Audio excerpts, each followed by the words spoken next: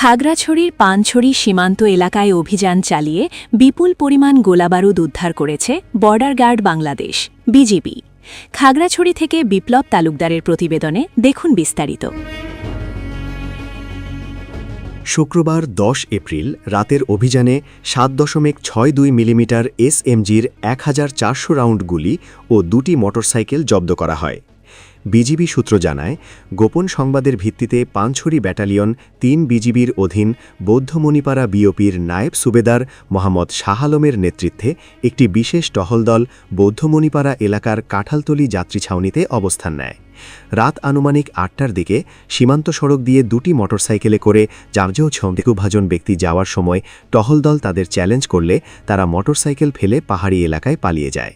পরবর্তীতে ঘটনাস্থল তল্লাশি চালিয়ে পরিত্যক্ত অবস্থায় 2টি মোটরসাইকেল এবং 1400 রাউন্ড গোলাবারুদ উদ্ধার করা হয়।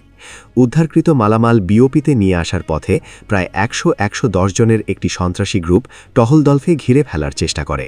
তবে বিজিবি সদস্যরা তাৎক্ষণিক সাহসিকতা ও কৌশলের মাধ্যমে পরিস্থিতি নিয়ন্ত্রণে আনতে সক্ষম হন। এ সময় পানছড়ি ব্যাটালিয়নের ভারপ্রাপ্ত অধিনায়ক মেজর এস.এম. ইমরুল কায়েসের নেতৃত্বে অতিরিক্ত 2টি টহল দল ঘটনাস্থলে রওনা হওয়ার খবর পেয়ে সন্ত্রাসীরা পিছু হটে। পানছড়ি ব্যাটালিয়নের অধিনায়ক জানান, সীমান্ত এলাকায় অবৈধ অস্ত্র, গোলাবারুদ ও চোরাচালান প্রতিরোধে বিজিবি নিয়মিত অভিযান পরিচালনা করছে।